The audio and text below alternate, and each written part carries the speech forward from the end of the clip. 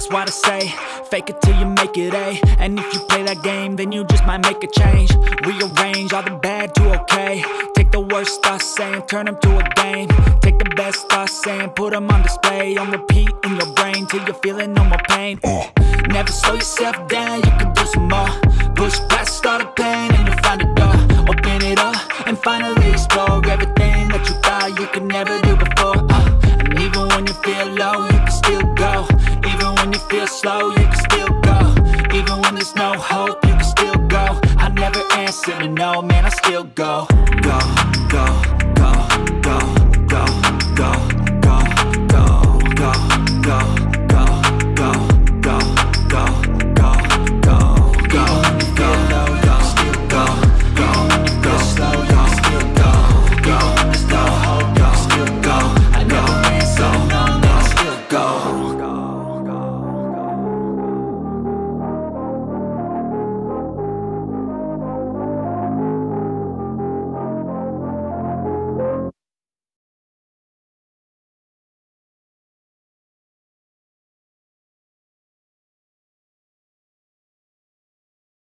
Evet sevgili arkadaşlar, hızlandırılmış videoda da görmüşsünüzdür, yakaladıysanız çok fazla dönemedim. Neden? Çok fazla sunucu attım. Kendi sunucumda da döndüm fakat kendi sunucumda böyle benim bir şeyim var, totemim var. Fazla sanki drop atmıyor gibi geldi. Çöküş alamadık, 0. 1 saat dönecektim slot vs'lerden ve bugün tabi günlerden pazar, server'ın kalabalık olmasından dolayı da tüm sunucular kalabalık. Bir de aksilik, bunun üstüne saat 9'da gittik. Saat akşam 9'du. Yani nut savaşları var. Birinci sunucular kapalı.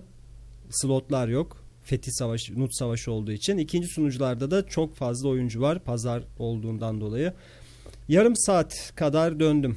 Arkadaşlar yani yarım saat diyebiliriz. 3600 tane çöp aldık. Çok az tabii ki. Çöküş alamadık. Yıldız mezarını bu şekilde yarım saatte olsa size göstermiş oldum. Çöpünden 1 saat dönseydim ne kadar alırdım? Maksimum alabileceğim arkadaşlar bu AP DP ile, biraz da AP düşük. DP çok iyi, yeterli. 330 DP ama 269 değil de 273 olsam sanki çok daha rahat dönermişim gibi geldi bana. Çünkü orada yeni bir cap var. 273'te daha 273 cap'i var ve onda çok daha güzel özellikler elde ediyorsunuz. AP'ye çok daha güçlendiriyorsunuz. O yüzden 269 biraz daha zorladı ama yine de seri dönebildim. Bunun sonucunda alabileceğim, mesela 1 saat dönseydim maksimum alabileceğim sadece çöpten 100M kadar arkadaş. 100-150M kadardır arkadaşlar. Yıldız mezarında bu AP DP ile seri dönersem. Ama gelelim. Dönemedik. O yüzden bu şekilde oldu. Agris zaten sakın açmayın. Agris açarsanız yani hiçbir karı yok.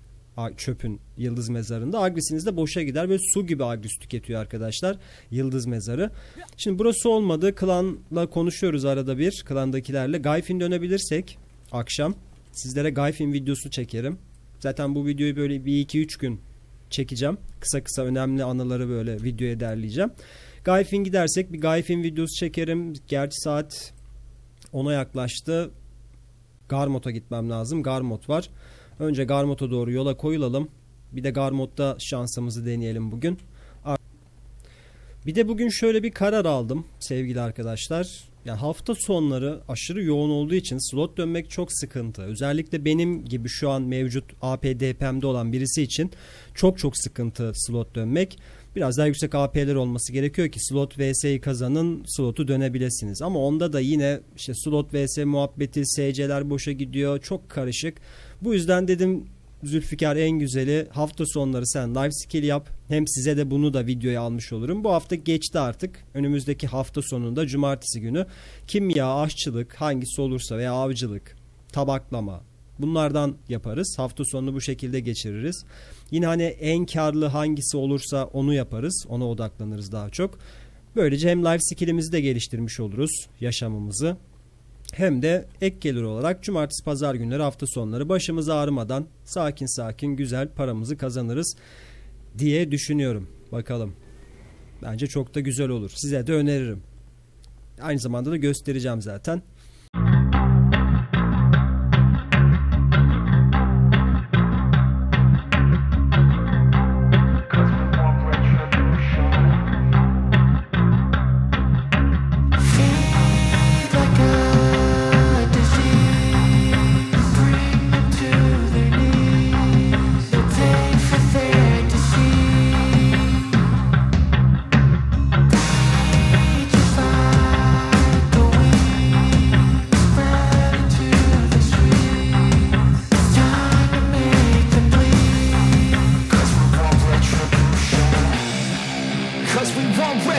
retribution. Oh yeah, we want retribution. Oh yeah, we want retribution. Oh yeah, we want retribution. Yeah, we ran out of patience. Boil up with the cold hard hatred. I can feel the vibration. Feet in the streets, it's a new sensation. I wanna break faces on the pavement. I wanna make greatness look complacent. Adrenaline awakened, I can taste it. We can make an impact, grab and then take it. Like a disease, bring them to their knees. No pain for their disease. Breathe just like a wind, spread into the streets. It's time to make them bleed. 'Cause we just want retribution. Let's go light up the darkness. Make true of an empty promise. Flip cards into weak and harmless. Take to the streets and turn them to a mosh pit. 'Cause we want retribution. Oh yeah, we want retribution. Oh yeah, we want retribution. Oh yeah, we want retribution.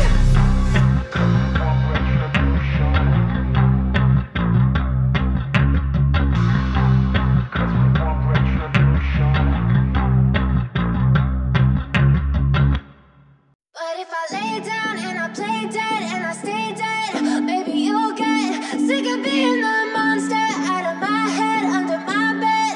Think you're something out of my nightmares, standing right there. But if I lay down and I play dead and I stay dead, then will you? Evet arkadaşlar, Gayfin 1 saatlik Gayfin'imiz bitti. Toplam ne kadar para kastık hemen şimdi sizlere onu göstereceğim.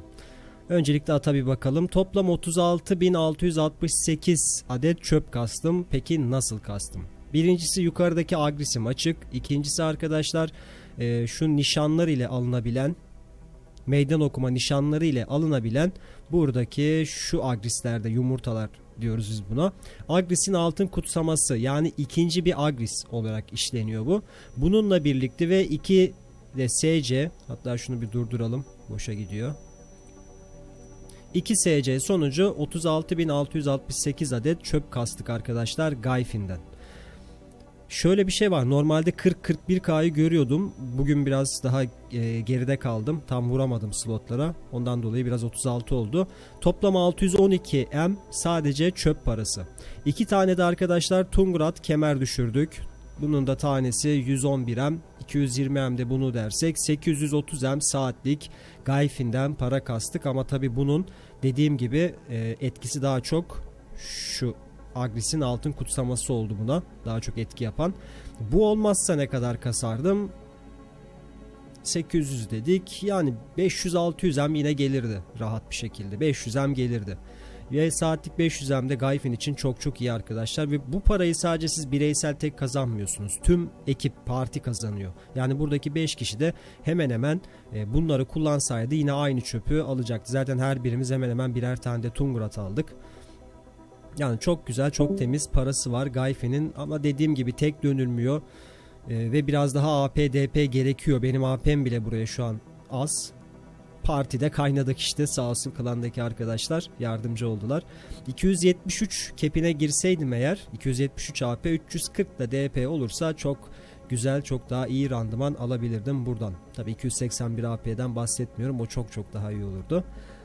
Bu şekilde arkadaşlar. Yanında kastığımız çaprazlar da var tabii ki. Onları tam sayamadım. Çünkü bende de kapras vardı. Bunları artık hesaplayamadım. Yaklaşık bir herhalde 20-30 tane de kapras taşı kasmışızdır. Bunlar da bu şekilde. Bu video fazla uzun olmasın çünkü önümüzdeki videoda çok daha güzel, çok daha bol bol içerikler olacak. Hatta yaşam videolarına dediğim gibi geçiyoruz. Önümüzde 2 gün sonra güncelleme var. Güncelleme videosu gelecek arkadaşlar. Dediğim gibi her çarşamba günü, büyük ihtimalle öğlen, en geç öğlen veya öğleden sonra o videolar yayında olmuş olur. Videoyu beğendiyseniz beğen butonuna tıklamayı ve bana destek olmak için kanalıma abone olmayı unutmayın arkadaşlar. Bir sonraki yeni Black Desert maceralarında ve rehberlerinde görüşmek üzere. Hepiniz hoşça kalın.